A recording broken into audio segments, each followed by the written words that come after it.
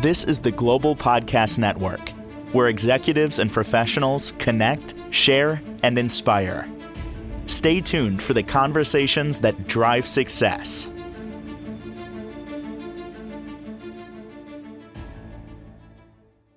And welcome back, everyone. There is a technique that you can utilize to feel better, not just physically, but also emotionally. And this is something that's been around for many, many years, 150, in fact. We all have tension. We all hang on to certain things within our bodies. Some of those things emotionally can go back to even our childhood.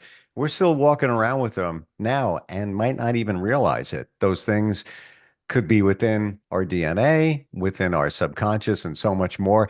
I'm referring to the Alexander technique and how it today we're going to look at can support your emotional resilience. Got an expert on it. He not only uses it on himself, but also shows others and teaches as well. Travis Chastain is on the program. How are you doing today? I'm great, Steve. How are you today? Good to see you. Very well. You too. And aware of emotional resilience, but didn't know there was a connection to the Alexander technique. Mm-hmm. What's the connection? Well, the connection is if you're having an emotion of any type, a sadness or a trauma, if you're listening, what's happening to your body when you're in an emotional sadness or a trauma or a trigger, right? That statement that person looks down, when they're sad. He's looking down. You're looking glum, right? That statement. Well, that's the implication of that is when somebody's down, when somebody's hurt, there's an impact that's visible to their postural network as well, right? And so what I've experienced a lot in my life, and a lot of people have experienced with the technique, is you'll be working through the technique and suddenly you'll just have to cry something out for some unexplained reason, right? You'll cry something out, you'll remember why you were crying, and then you get through the use of the technique and it's listening to the tension levels and where they are in your body. It's kind of like just a clean release of that negative emotion that can happen. Well, let's look at that for a moment, because Yeah. in my understanding that we are the only mammals that cry to release emotion. Other animals do have tears, but that's to lubricate their eyes and clean them out, depending on, the type of animal. But we're the only ones that cry because we're sad, or, there could be tears of joy too, but just to release something. And many people look at tears as just a bad thing. There's tears coming out of their eyes, but it's a chemical release. It's a release of something where, as I've learned from you, this technique is a release of something, could be a tension, if you will. So crying's not a bad thing. We always look at it like it is. Well, yes, and if you have a trauma that is suppressed, it's going to find itself in your body, for example, right? And it's a healthy thing for it to be released psychophysically through the form of tears or whatever, just the bringing the awareness of it. Yeah, the thing that's always been very interesting with me and the Alexander technique with trauma, again, is I'll just be working on my breathing, for example, and releasing things in my ribs that I notice. I'm just giving you a hypothetical. And through the expansion and the widening that I'm experiencing, there's a sense of greater well-being, but there's also a sense of the very two human emotions that can pop up from that, right? The memory of not being enough, for example, right? Mm-hmm. Or that memory where you dimmed your own light. Sure. And maybe you were ashamed of that, right? And it's a very healthy thing to come to that recognition. And for me, it's a very nice thing for the Alexander Technique's perspective, because I don't need to go, I don't go searching for things to reconcile. I just do the technique. I integrate my body through the thinking, and whatever may come must come. And if it's a joyous experience, great. If it's a unpleasant emotion, great. I have this thinking process that creates a clean release one way or the other, where I'm able to experience both joy and sadness from a place of detachment in a way that's difficult to describe in words, but is very peaceful even in the sadness. Mm-hmm. I'll say that. Yeah. Would you say that a lot of this goes into our DNA? That those things that we've dealt with, call them traumas, even from childhood, that's in us. Those tensions, they're in us. That maybe sadness, you might not realize it outwardly, but it's there and it needs to come out. It needs to be released. Would you say that that's what's going on, and that the Alexander Technique could support that? Yeah. Yeah. It's indirectly helping release whatever memory might be living in the muscle, for example. Right. Hmm. And then there's an opportunity once it's been released to, well, come to it from a viewpoint of consciousness, right? Where you as the adult can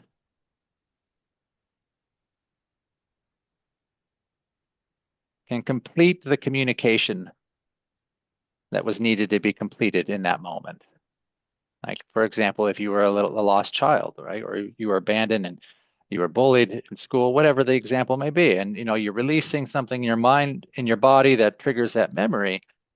There's the opportunity to bring consciousness to, well, just because of their opinion doesn't mean, their opinion doesn't have any relevance to my value, Mm-hmm. right? Those things that we might know at a conscious level, but until you embody that, until you convince the limbic system and the deep spaces of your mind-body connection of that thing, which I think is a part of psychophysical reconciliation. There's a release, and then there's a necessity to speak the truth. I've never asked this question before and Yes. now it's coming up in my mind. When you use the Alexander Technique, do you have to be intentional about your goal? So, for example, I'm talking with many therapists, energy healers, and on and on and on. We do hold those traumas, those tension from our past, Yeah. like you said, bullied on the playground. Maybe you weren't heard as a kid. Could be a situation that was often or a one-off, but you internalized it. And as I understand it, we all have, in some form, a feeling of not being good enough. Mhm. Would you wait for something to present, let's say a trigger or feeling sadness, something comes up and you've connected the dots to your past, and then use the Alexander Technique? Or would you just use it just in general, and inherently it might clear out some of those things that you're holding on to? I think it could be used in both applications, Steve. In fact, I've done it in both applications. Hmm. Sometimes it's very obvious. Something triggered you the day before, and Sure. you're still processing it, right? And Yep. in which case, in that scenario, I'd say, okay, well, this thing triggered me. This evoked an emotion that I'm not terribly proud of. Okay. Okay, there's definitely a pull down I'm feeling here or here or here. Okay. Okay, fine. Now, where am I easy around that? Where am I not being triggered in my body, for example? I'll start focusing on the areas in which coordination is going well while being aware of this thing that triggered me.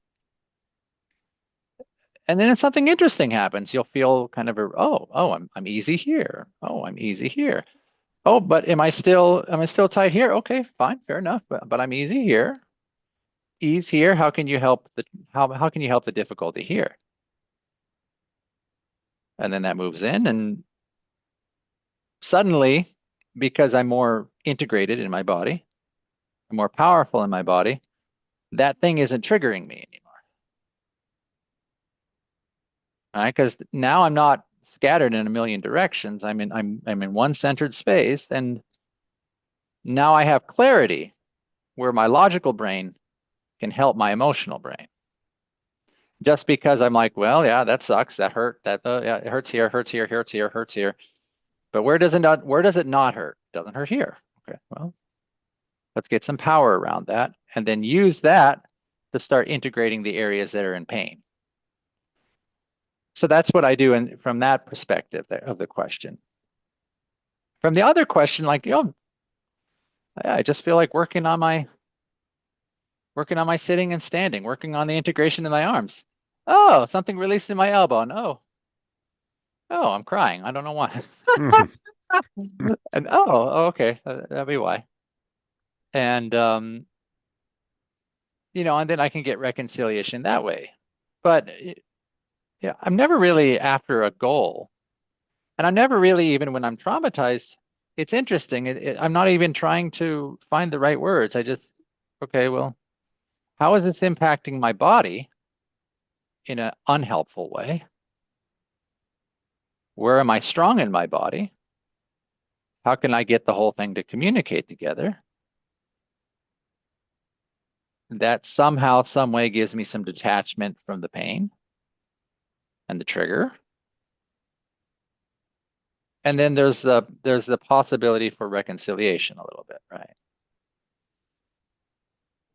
So that's, for me, how the Alexander technique has given me some resiliency around emotional triggers, emotional difficulties, which we all have. We're talking about emotional resilience. When you have something that triggers you, obviously it's coming from your past, or something comes up and you're emotional. Doesn't matter what it is. Does it usually or always manifest physically somewhere where you Yes. may be feeling pain, let's say the shoulder, your back, whatever it might be, and you may say, I was shoveling snow. That's got to be what it is. But you're not connecting it to an emotional. Let's say you had an argument with somebody yesterday, and it was, very emotional. Just going hypothetical here. You're not connecting it, but does it always show up in your body? Yes, in fact, I would argue it shows up first in your body and then in your emotional experience. Hmm. Yeah, because it shows up in your nervous system, which puts a quality into the body, one way or the other. And then then we feel what we call an emotional response. Hmm. And if we're not bringing consciousness to it, then those emotional responses can feel almost out of control, right? But if you switch gears and you're not in the habit, which is the Alexander technique is all about, by the way, is switching from trusting feeling and intuition, which is faulty, to a mechanism of thinking that helps improve your coordination and use, and therefore your intuitional sense. Right? So you're more in the process of thinking than worrying about how you feel to begin with, because how I think is going to impact how I feel. It's going to impact the shape of my body, and therefore it's going to impact the feelings that I feel, because the feelings that I feel in some way are dependent on the shape of my body.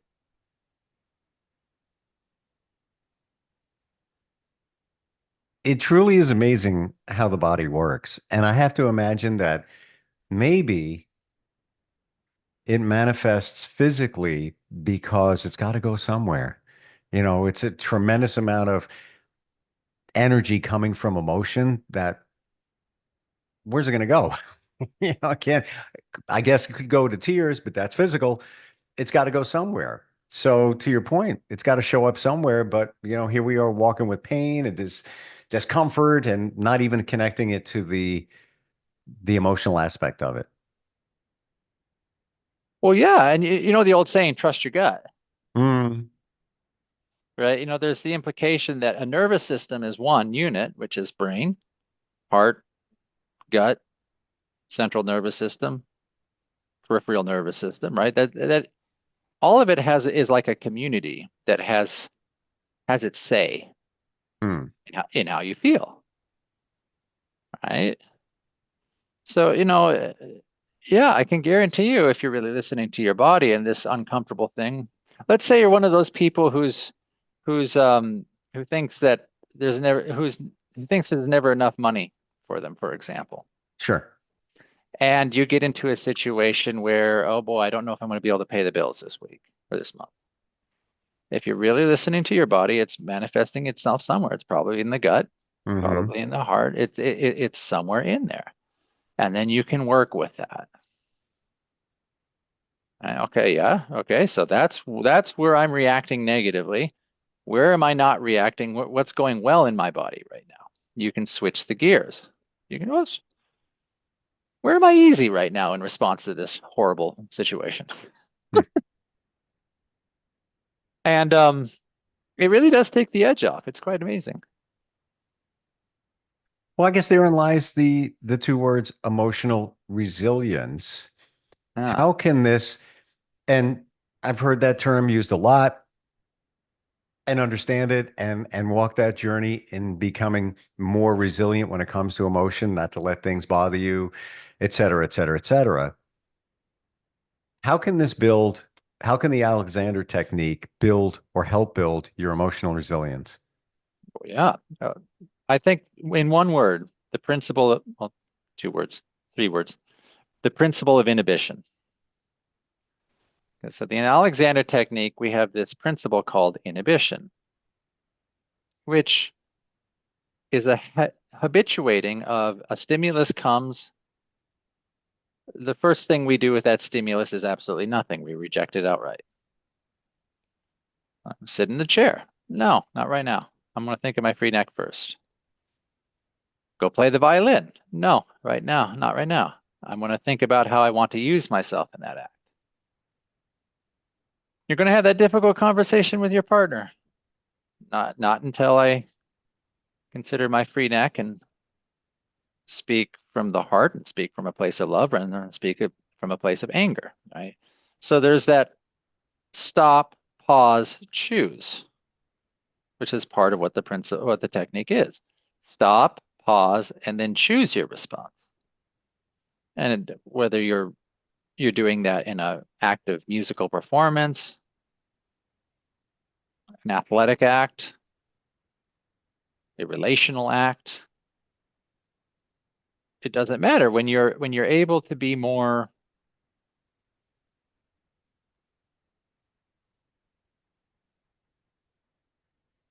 when you're able to be less about you and more surrendered, then it just goes better. Whether it's on the guitar, whether it's about your feelings about this subject or that subject, it just seems to be a lot easier to deal with. Can we look at that as an example? Like, again, we'll go hypothetical where let's go on the money thing. Yeah. Many of us have challenges with abundance, and that also can come back to your childhood, where what parent didn't say to their kid, money doesn't grow on trees. What are you doing? Be careful. Why are you buying that? And maybe something else presents in life. Maybe your ex used to question the way you spend, and then planted that seed where I'm never going to make enough money. I'm always trying to catch up. I got to get my car fixed, on and on and on. And you're living that feeling of not not worthy enough to make what you deserve in terms of abundance. now that thought comes up in your mind. I don't know what I'm going to do. I get to pay the rent, and now the car broke down, and now my shoulder is killing me. I just feel horrible today. Stop, pause, and make a choice. Is there a way in that scenario that the technique can help us? Yes. Let's start with the first part of that. Oh, the money thing reminds me of this other thing. Something in my childhood, something from a past relationship, whatever. Well, the emotions you're experiencing, if you're listening to what's going on in your body, you said, oh, my shoulder's hurting. Yeah. You embodied a false belief. Yes. Now, you might not be able to change the immediate circumstances, of course. I mean, it's not something like, oh, suddenly your car is not going to, not be broken, right? Or whatever. But in that moment through the trauma, there's an opportunity to kind of take responsibility for the lie that you embodied. All of us take responsibility for the lies that we've embodied. They show up in the shape of your body in some way or form or fashion. And if you can just allow yourself to be in that pain while constructively working on the relief here and there without any agenda other than working on your youth,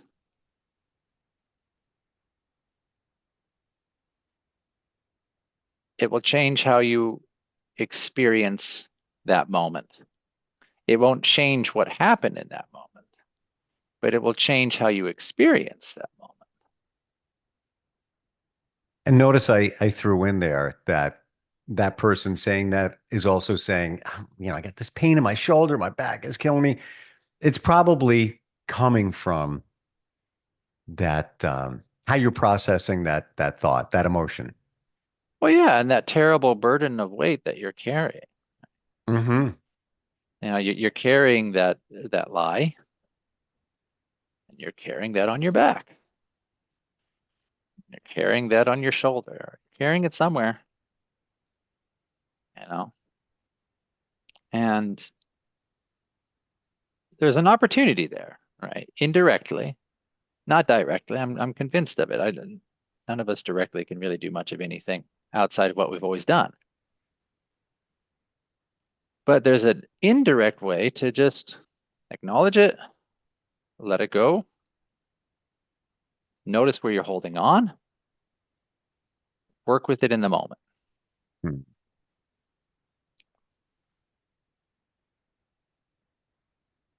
What's And the of course, way to build resilience, emotionally? And I admit, I used to let things bother me even 5 years ago. And being aware of it, being intentional along the way.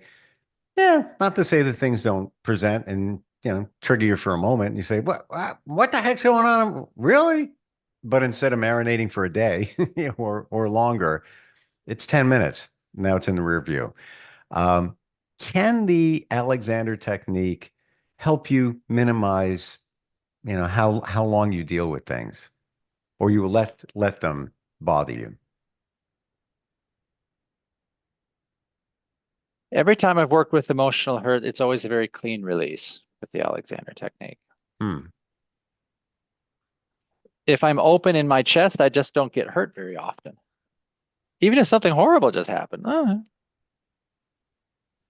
If I'm closed and tight, it takes absolutely nothing to get me triggered. Right? So there's something about it's interesting where your body state is. If it's released, if it's up and it's open, you're less likely to take a big hit emotionally. But if you're tight, you're closed, you're contracted to begin with, somebody could just say hello the wrong way to you, and it might ruin your day. Yeah. So there is definitely a correlation between how your body state is doing and how you're going to feel.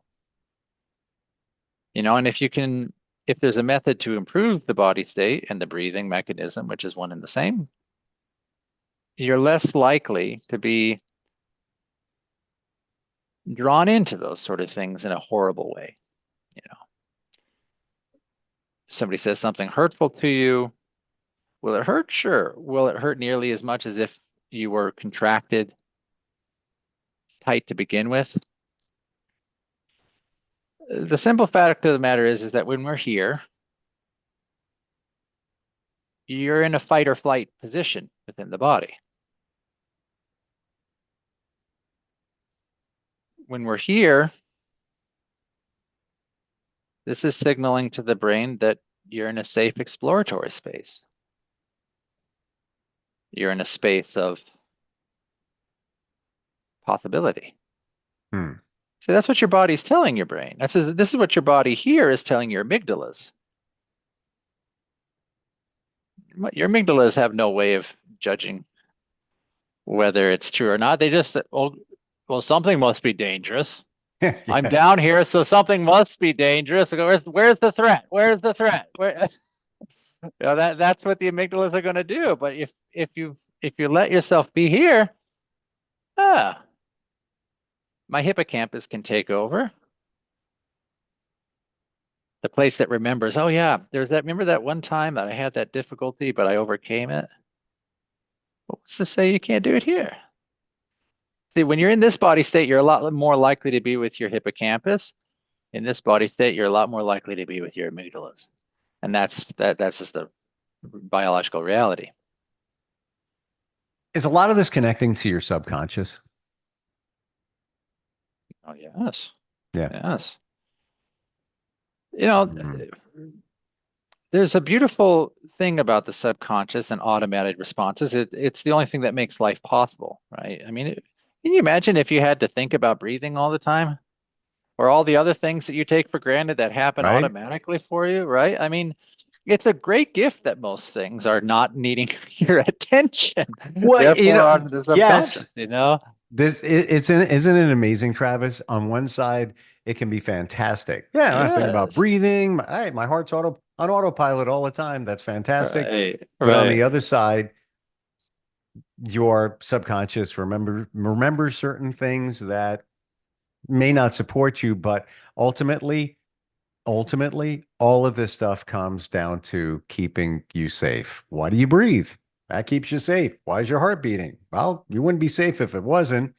And then the other things where maybe you got bullied, or whatever it might be, it's to keep you safe. So ultimately, your subconscious it's doing the best thing for you, but it's not very smart sometimes. Well, at the very least, it's thinking it's doing the best thing for you. Right? But yeah, yes.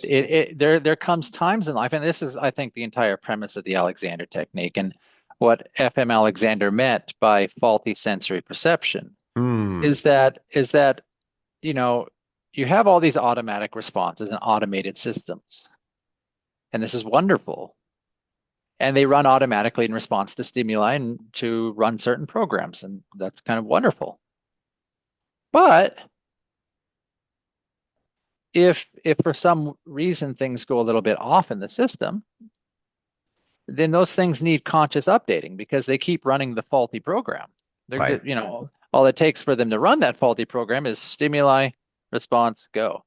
And they do need conscious updating. And that's part of the gift of consciousness.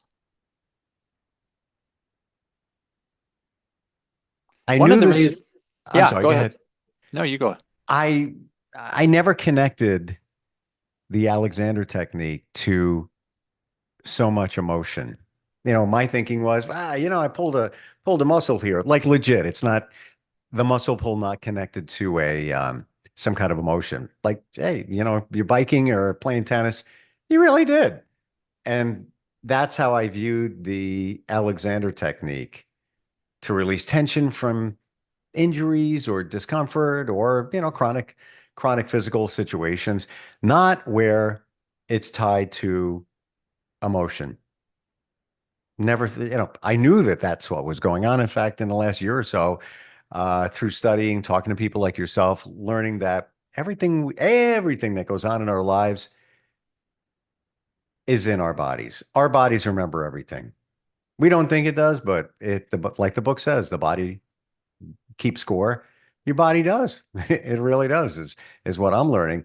But I never connected the technique to the emotional part of it. Yeah, well, we certainly don't aim for it, right? But when you're mentioning the psychophysical unity, well, part of that is emotional reflex, right? Sure. Part of that is emotions, giving you feedback on where you're moving and how you're moving to, and it's there to serve you to learn and update against past mistakes, right? And so, of course, when you're releasing fascial tension, for example,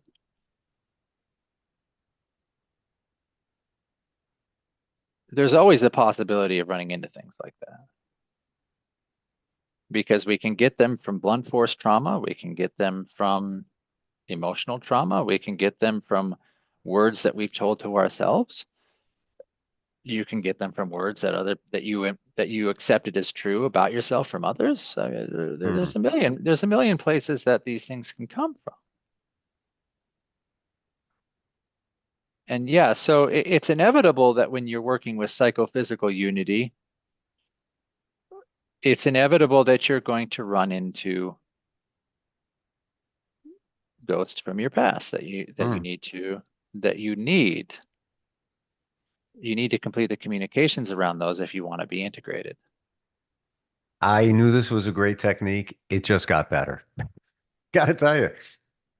And I've done so many podcasts on our subconscious and those limiting beliefs we have and all those things that majority of them came from our childhood.